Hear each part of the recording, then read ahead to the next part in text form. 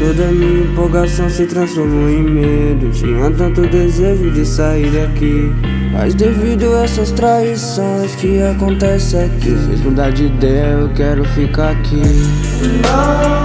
Não quero. Sou tão subestimado em tudo que eu faço. Me botam pra baixo, mas nunca me calo. Eu sei o que eu quero, mas também me desespero, porque não sei se realmente vai dar pra me chegar lá. Tinha tanta confiança, mas isso acabou depois da faca que você enfiou no meu peito. Não para de sangrar, não para de sangrar.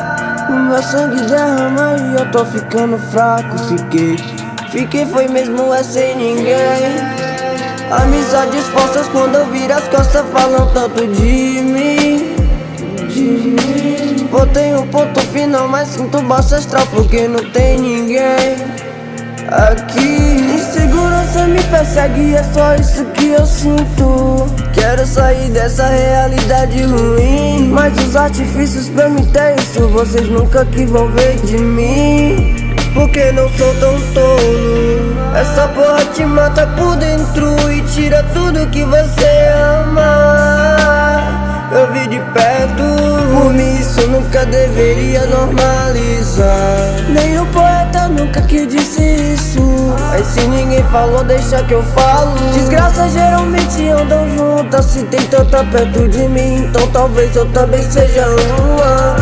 Mentiras e mentiras, isso dói tanto aqui. Confiança quebrada pra mim isso é um tormento. É tão difícil confiar, por que que você insiste tanto em errar? Eu não sou tão perfeito, mas é tão difícil cumprir uma promessa. Quando você precisar ou precisou, eu sempre estive com as portas abertas. Te perguntei, você me fez chorar, mas eu não entendi porque não desceu nenhuma lágrima. E eu não sei bem explicar, tá preso no meu peito e eu não quero falar. Sentindo sua traição e não quero mais voltar. Tanto tempo juntos foi tão grande, mas parece que isso não basta.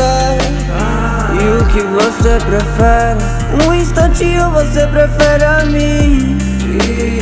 Entenda, eu sou dramático, um cantor e talvez um poeta fantástico. Na madrugada eu me sinto tão fértil pras ideias. Eu já tô bem, tudo isso que me aflige eu queria tá tão longe. Suas desculpas não me fazem como era antes. Agora tudo que eu vou esperar é medo. Antes que eu caia, caia e esqueça como que volta do poço. Sorriso aberto, mas tudo isso é um esboço. O verdadeiro motivo da arte é o esforço. Pra você saber o que eu sinto vai ter que ir mais fundo.